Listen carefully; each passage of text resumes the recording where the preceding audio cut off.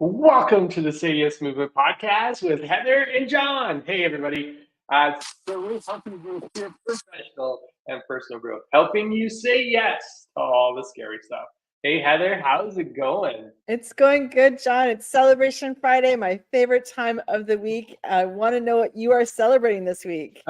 Yeah, this week I'm wrapping up my semester, which is, one of the things that, not that I'm looking forward to it, but just to kind of see the progress that, students have made over the last 13 weeks has been really exciting for me. And I'm celebrating just being back on track. I've got an event that's coming up in June. That's a little mini triathlon. You know how I talked about not doing a full Ironman this year, but Yeah. just doing mini triathlons. So I got that coming up, and just being on schedule with my training, just being consistent with it. Whew, feel good, feel energized, and as you can tell, I'm like through the roof today with my energy. I don't know what's going on, but it's super cool. How about yourself? I love it. It's contagious. Well, I got a beautiful message just the other day. We don't just celebrate on the podcast. We celebrate in any circles that we're Mm, in, whether it be our friend circles, whether it be networking circles, or with the people that we are impacting influence. And I got a text message from someone that they were getting ready for our Friday moment, and they actually had all kinds of negative thoughts coming up, like nothing good happened this week. mhm. And about a minute into thinking that, all of a sudden, all of this good stuff downloaded. And they sent me this message, and it was just such a beautiful message, because that's why we do this. That's why we celebrated the week, because our brain is hardwired to find every problem that's out there and tries to solve it. It's doing that all the time, which means that we're not wiring our brain to find the good stuff. So this Celebration Mhm. Friday is not just a fun thing to do. It's actually rewiring our brain. And somebody sent me a text message and said, my brain is getting rewired. I love, love, love that. And I wanted to share that Yeah. with everyone, because this is why we do it. We're not doing it just to be energetic and fun. We're doing it actually rewire our brain and show you how simple it can be. So that is what I'm celebrating. Feedback is Yeah. so important all the time. No, listen, I love it. I love it. It's funny because when I take the concept of Celebration Friday, and I've done that, I've brought it into rooms, and people, they'll look at me and there will be maybe like a small percentage of people in the room that will always say, but I don't have anything to celebrate. It was just a regular week. There's nothing special about this week. I'm like, that's not true. There's always something special about what's going on. So, when people get stuck, I take them through this exercise. I'm like, okay, if you can't find anything in your week, make something up. Something that you would be really excited and you would love to celebrate this week. What they usually find is they find a little bit of that celebration in the activities. They just didn't realize it was there, but giving them the permission to just make it up takes them to a whole new Mm. place. Because now they're like, okay, so for next week, and I'm like, you guys know this isn't like I bring this up every week. Let's talk about this, right?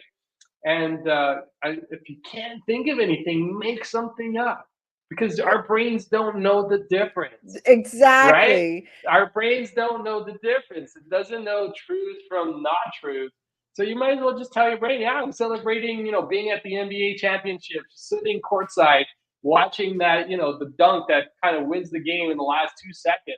Like, just that in itself, like I'm sitting there, I can already visualize myself sitting courtside and just seeing, even Kawhi's, final throw before the buzzer, and the Raptors go on to win, the semifinals. Like, just you can bring up any moment you want, but we all do. We all do. Sorry, Heather. We all No, have no, no. something I to love celebrate. We all this. have something to celebrate. Yeah. And you're actually inviting the brain to do what it does best, to solve a problem. So, Mhm. it's a simple thing, say, make something up, and people are like, but I don't have anything to make up. Actually, your brain is then, oh, I have to solve this problem. I have to make something up. And pictures are going to download immediately into your Mm. head, and it's going to search into your database of memories for that week. Is there something that I can celebrate? And there's already at least 5 pictures that have come into that person's head, but they're disregarding it. And if they're disregarding these moments of celebration for their week because they don't think it's good enough, imagine what their internal dialogue is. So this is also so important to help Mhm. people rewire their own internal dialogue of what's good enough or what can be celebrated, because we're in a moment in time where people are forgetting to celebrate their successes, whether it be, you know what, this week I got extra steps in, I took the elevator, like Mhm. small celebrations, but these are things that we've done to either better our health, better our mental state, contacted a friend, sent a card. You know, there's just these small acts of kindness that are going to help you feel better about your life and, of course, those around us. You know, I love Yeah. watching all of the videos that are on, you know, if I do end up scrolling, I watch a lot of acts of kindness. And so Mm. celebrating those acts of kindness in your own life and kindness to yourself is a celebration moment. So we don't do this Yeah. Friday celebration just to be Friday. We do it to actually rewire our brains. This is a true Yeah. neurological pathway change for all of us. Yeah. No, you know, Heather, you touched on something incredibly important, and this is something, you know, I think Bob Proctor calls it one of our faculties, right? And it's imagination. Mm. Right? So so as kids, having like our imaginations are like all time high, right? Like we think of ourselves as, you know, whatever profession, you know, as a kid, you know, I wanted to be a private detective, I wanted to be a fireman, I wanted to be a police officer, I wanted to be, you know, an astronaut. Like there was no limitation in my mind what I could create for myself. But as we get older, like our imagination starts to dip. Like we forget that we can actually imagine. Like we can imagine stuff. We're Mm. thinking about stuff all the time, right? We're always constantly thinking about things.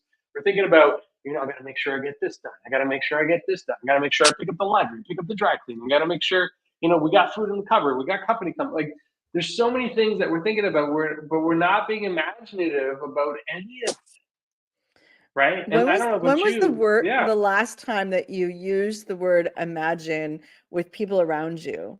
You know, and that word has Hmm. magical powers because you can do anything. Just like you said, when you were a kid, a cardboard box became your rocket ship. You would color on it and you were to the moon. And it was not, it was easy to imagine because you actually, you know, did everything to make that cardboard box your rocket ship.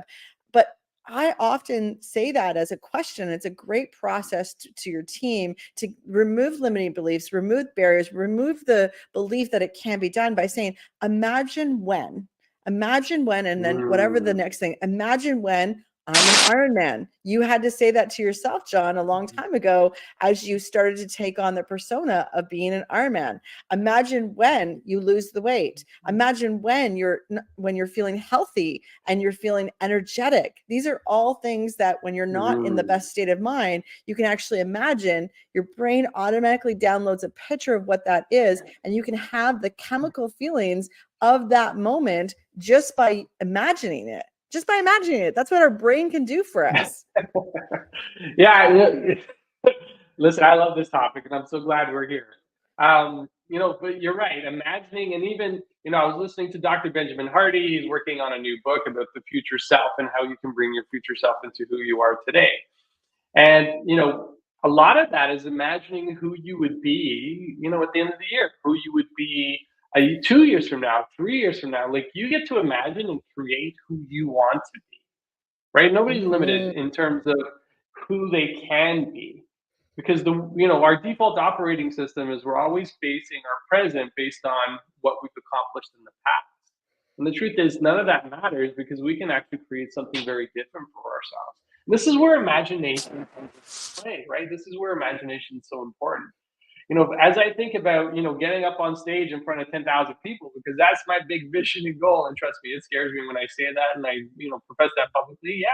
You know, my goal, 10,000 people, I'm going to share a message. And actually, I think I'm starting to refine what that message looks like. Mm. But seeing myself, imagining myself, you know, I can close my eyes, I can hear the audience in front of me, right?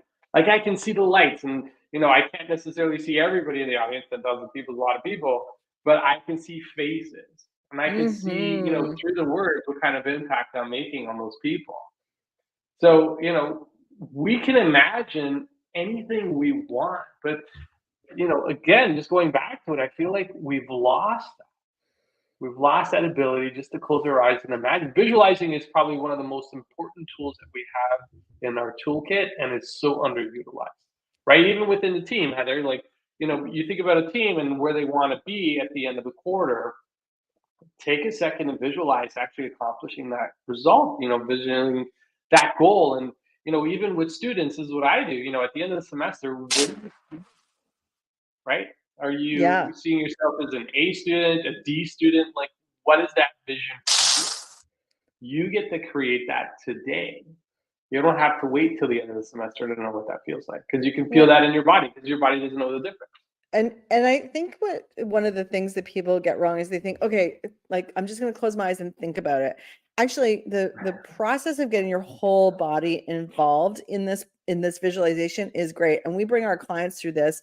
We just ask them to step into their future self and literally take a step forward into their future, Mm. into this state of understanding and belief and imagination, and actually feel what it's going to feel like as they've achieved that goal. See the world through the eyes of achieving this goal. Hear the internal dialogue come in, hear the sounds of the people saying congratulations. And all of these modalities help you bring it alive in your body and take a deep breath as if you've already done it. And just 2-minute exercise is extremely powerful for activating your brain, because again, your brain doesn't know the difference. It's now seen what's possible because you visualized it, and then it's going to find ways to make it possible for you to happen. And you don't have to worry about the how, you just have to focus on the feelings and the emotions that are attached with that. And that is so powerful to do. Yeah, listen, I remember taking a lady through this exercise, through the process that you just talked about, right? Visualizing, stepping forward, seeing and feeling. And, you know, what this lady was imagining was owning a resort, like a small little, I'm not going to say hotel, motel, but it's like a little convention space somewhere up north. I don't know if it was in the Corthas or somewhere. Anyways, she goes, and this is my vision for where I want to be in the next 18 months. So she didn't do it in 18 months, but she got there in 20 months. And now she owns and operates exactly what she envisioned, right? And Wow. it's so powerful because she goes, as I stepped into the space, because she was looking for little locations to go and, set something up, she knew exactly that this was going to be the space that she wanted because she had already seen it in her mind Wow. before she even saw the space. And today she operates, I think it's a 16 or 18 room um, hotel with a convention space where people can go and do retreats.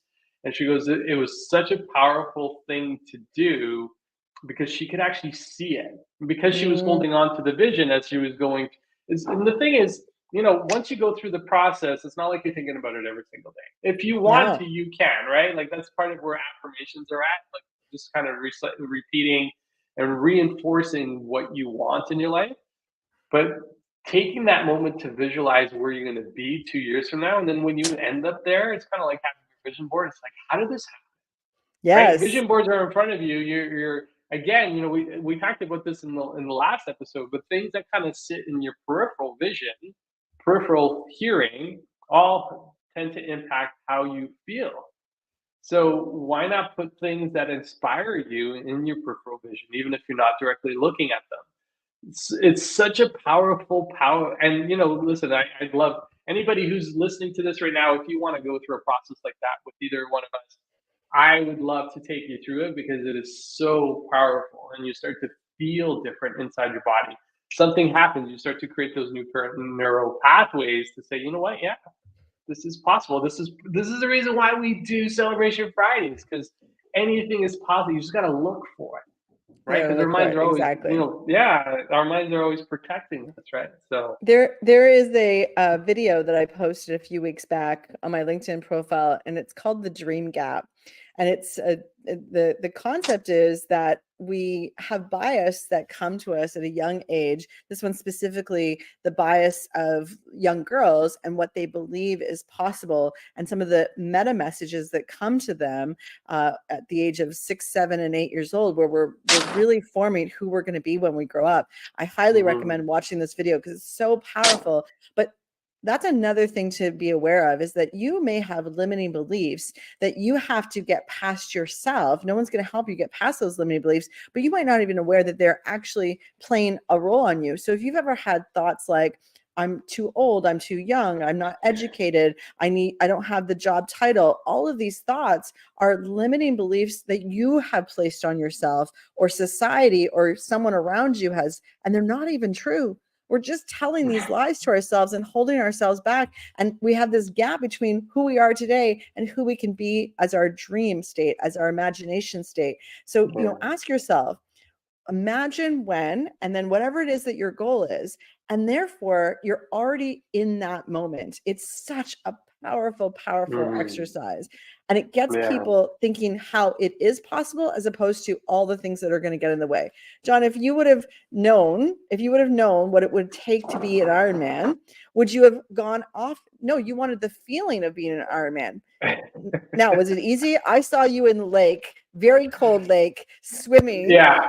And I was thinking, wow, that's only an Ironman does that, because you had to be in an Ironman state to actually get into that lake. So that's the other thing that we're inviting, is what state do you need to be in to be that next version of yourself? You can't be the version of you to what 1.0. You got to be 2.0. Yeah. No, listen, it's funny enough, you said, jumping into the lake. I was actually thinking about, maybe I should go back and go jump in the lake, and this time only swim 300 meters, because that's what my first race is, which is a lot less time. And, but, it was such a great experience, because going through that exercise teaches you resilience. And it made my actual swim in the Ironman easier, because the water wasn't this Ooh. cold, right?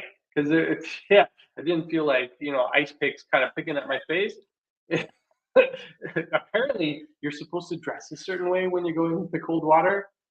Wow, now I've done the research. I have to Now think you back. know. Now I know. But the power of visualizing it and then doing it is like, wow, you know what? It actually makes the process easier. And Heather, you talked about limiting beliefs kind of holding you back. If you're struggling with imagining it, you got to ask yourself why. Why can't I Mm. imagine this for myself? Right? Why can't I think about having that promotion? Why can't I think about having that next title, that next role inside the organization? Why can't I think about finishing the marathon? Why can't I think about releasing the 20 pounds that I want? Like, just the power of envisioning it already tells you that it's already possible, And right? we hear this all the time. I hear people say, "Oh, I wish I could be a public speaker." Okay, let's imagine you Yeah. giving a speech to one person, and then let's imagine 5 people, and then let's imagine 100 people. This imagination process is really, really simple. I remember I made up a goal once. I said I want to make 1,000 people laugh, and it was a funny thing to say, but I didn't imagine that I was going to say anything. I didn't imagine what I was going to say. I imagined the impact that I was going to have on other people. And of course, that opportunity came up. It was 2,500 people, and I made them laugh. And I was just being authentically me. But I didn't go in planning to actually make that many people laugh. I didn't even plan to be on stage, but that's what happened. So when you put this out into the universe, what happens is the universe finds a way to make it happen for you.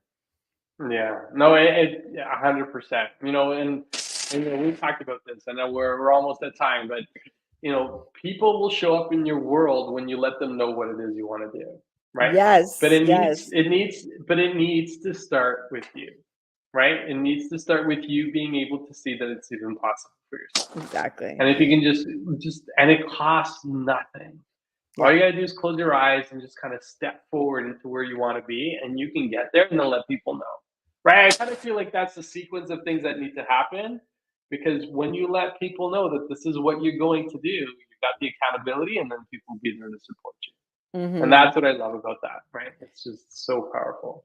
So Wow. powerful. So here's everyone's call to action. I want you to write these words on a blank piece of paper. It can be a journal, it can be a piece of paper. Imagine when, and then start to just fill in a whole bunch of things. You can do 1 or 2 things, and you can close your eyes and visualize it. You can make a whole list and then go back and circle your top 2 or 3. But imagine when, and then fill in the blanks. And this is how you create the life that you want to say yes to every single time. Yeah, no, absolutely. Well, thank you again for listening to this episode of the Say Yes Movement podcast. Just remember, when you shift your mind, shift your life. Wishing you all a great one. Talk to you all soon.